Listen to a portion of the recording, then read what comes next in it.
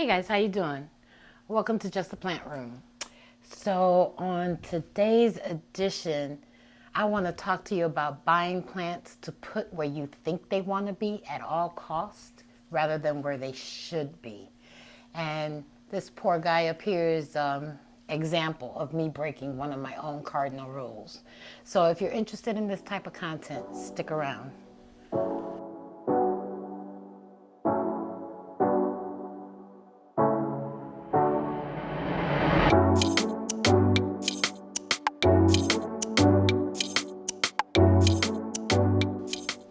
All right, guys, as I mentioned in the intro, today's topic is about purchasing plants to put in a specific place that you have designated, right?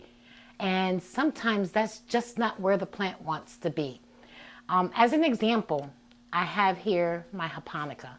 Now we're going to put some pictures of how she used to look.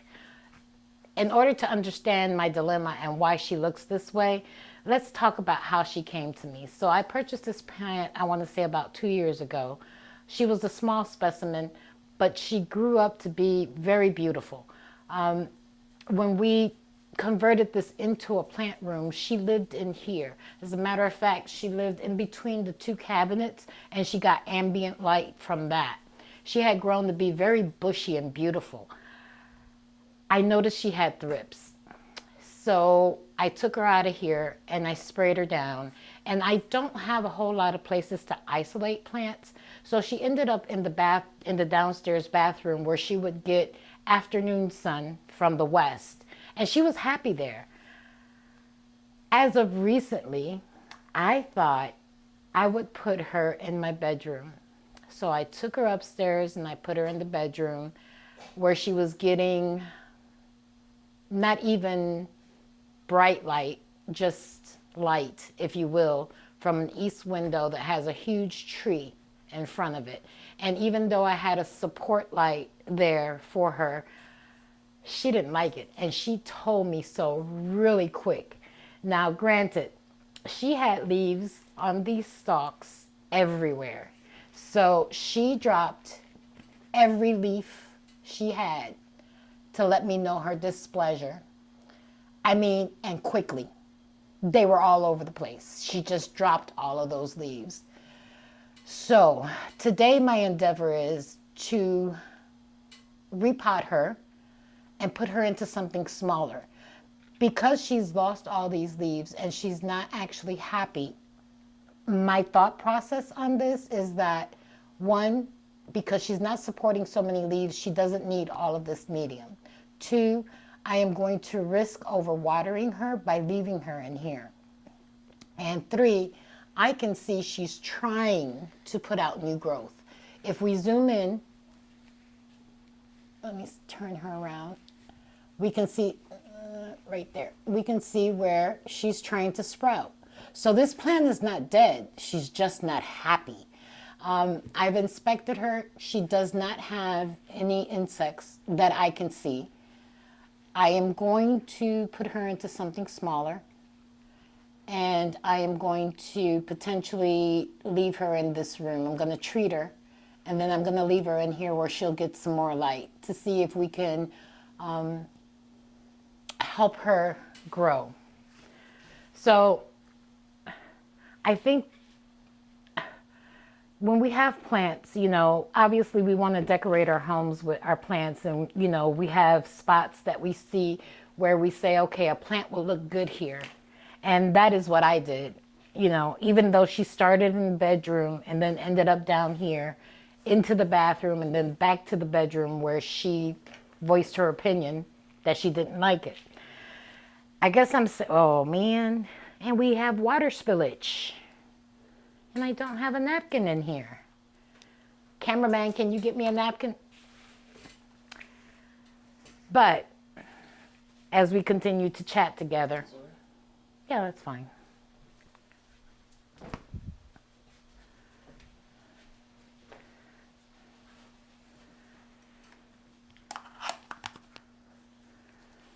Okay, that should catch the water.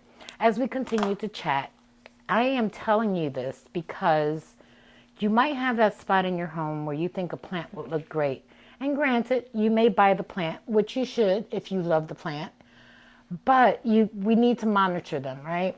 We need to make sure that where we think they ought to be is where they really truly should be.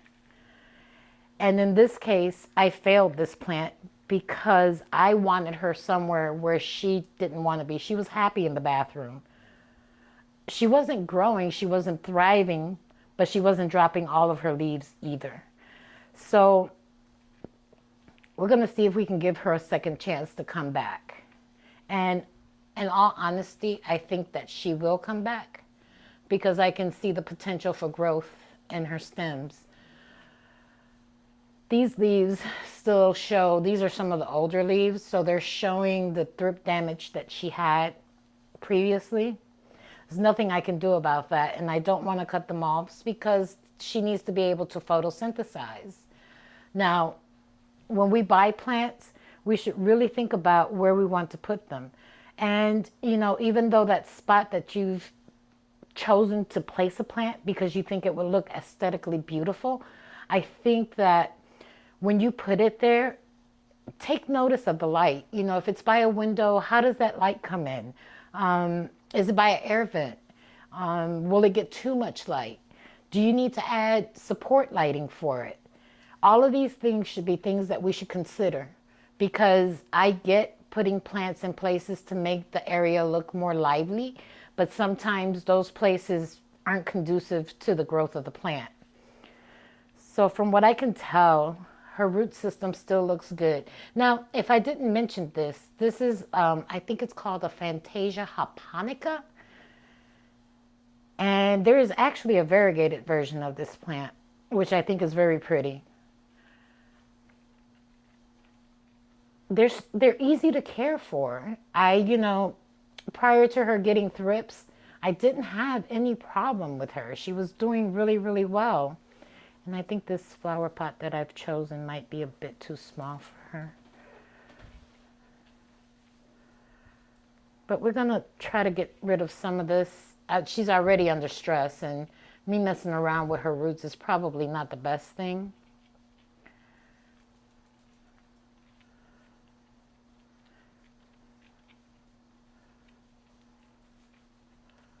I think I'm going to go.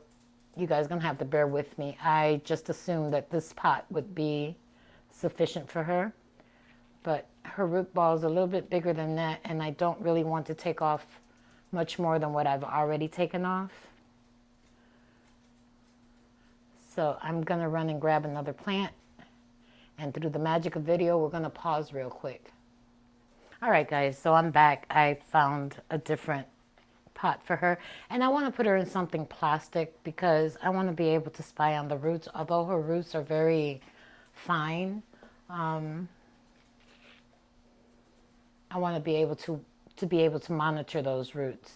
Now, from what I can tell here, I'm not seeing any root rot. I'm not seeing any critters in the bug, just some perlite. And as you can see, she's got roots like a begonia, if you will, very thin, very spindly. So yeah, I think I'm going to reuse this soil because that's not old soil and there is no rot apparent in the dirt or on the roots. So I think this pot will work well for her. So we'll go ahead and put a little bit of that on the bottom.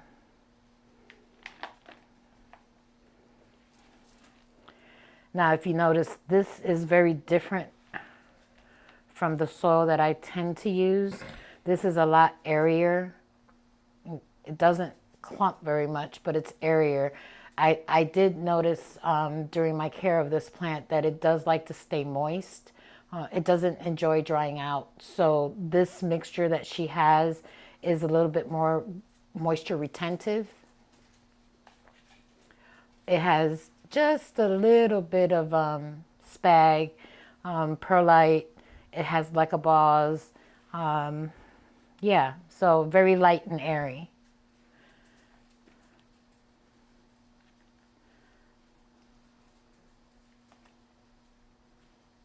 It's a little too low for my comfort.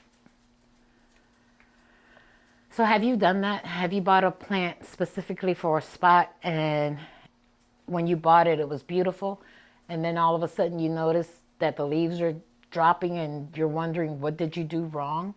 Did you ever consider that maybe you didn't do anything wrong, and maybe the conditions or the area in which you have that plant is not conducive for its growth? I think 9 times out of 10, as new plant parents, we think, that we're doing something wrong. And this goes for those plants that people designate as being able to thrive anywhere. For instance, like a pothos. Even though pothos are hardy and can potentially do well in low light, that doesn't mean that they like low light, especially if we don't monitor the way we water them. So I say all this to say you should really consider where you're putting your plants, how you're caring for them, and if you have them in a low light situation, they need less water. I have nothing but high hopes for this poor plant baby. I think that I can resuscitate her. I won't call her a struggle bus plant because she wasn't. I actually made her struggle. I caused the problems that she's facing right now. It was nothing that the plant did. It was all me. Just reaching for one of my little stakes here. I don't want to pack her down. I just want to make sure that I have no air pockets.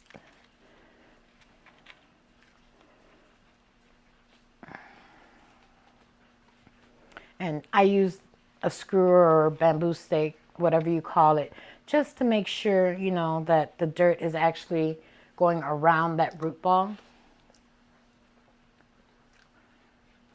I don't want to cover the top of her root ball either, because that's going to indicate, whether she really needs water or not.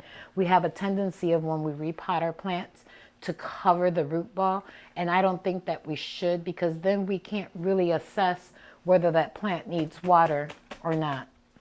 So I think I'm happy with the way she is in this pot, and all of this extra soil I'm just going to put in here for now.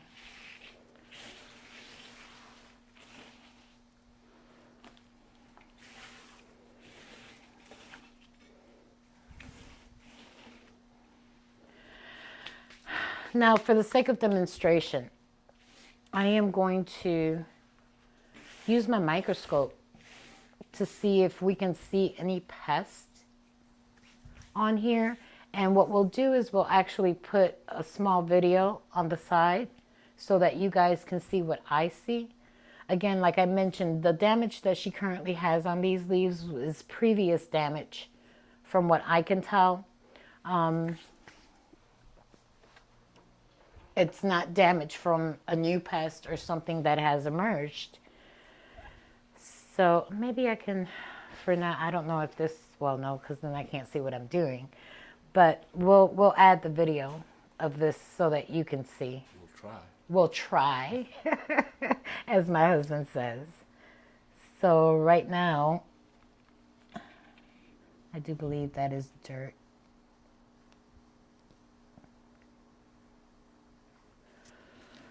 Turn that around a little bit more, and let's look at one of these leaves a little closer.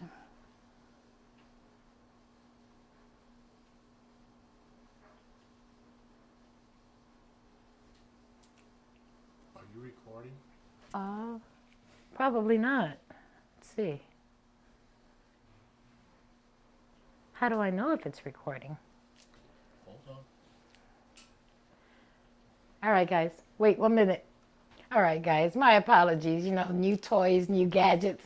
I wasn't sure if I was recording or not. My husband had to come over here and show me that I wasn't. But anyway, I got this. He actually bought me this fancy dancy little microscope thing, and basically you just travel along the side of the plant, you aim it, and it'll show you, pests. For the purposes of this, it is recording, and we will try to put the recording down below so you can see it. But I'm just going to do a quick run through to see if I see anything other than dirt on the leaves.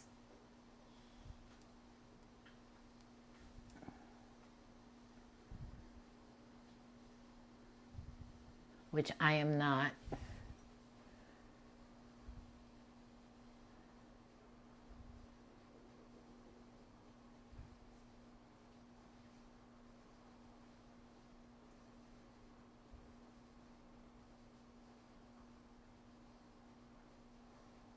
I am not seeing anything that is crawling around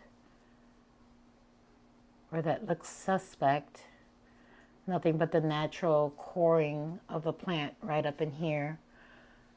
Let's check out the stem.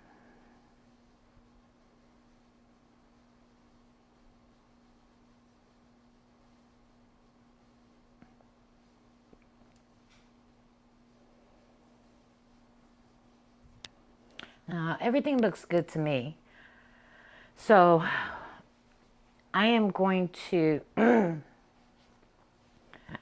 what I'll end up doing, excuse me, is going ahead and giving her a quick wipe down with some insecticidal soap. I'm going to water her in, and I am going to place her in this room. I'm not quite certain where yet, but I do think she would benefit from a little bit more direct light to help her go ahead and photosynthesize and see if we can get her to regrow. So the whole point of this video was to just tell you, when we buy plants, if we have a place and vision for them, that's cool because I do it all the time. But we also need to monitor that plant, because if you notice that she starts to turn yellow or drop leaves or something along those lines, she's trying to tell you something. And it's all conditional, right? Is she getting enough light? Is she giving enough water? Are you giving her too much water? You know, those are some of the things that we need to assess when we buy plants and we place them in certain situations. So let me know in the comments, have you bought a plant that you put someplace because you thought it would look pretty, and then all of a sudden where she was lush, she started to yellow and you can't figure out why? Have you had a plant in a certain situation and then moved it because you thought it would look prettier here and she's declined? Let me know. I'm curious to see if you've had my experience like I had with this plant. Let's talk about it and help the community grow and learn from our mistakes, my mistake. Anyway, guys, as always, love the comments, love to talk to you. Don't forget, like, subscribe, and comment. Talk to you real soon. Bye.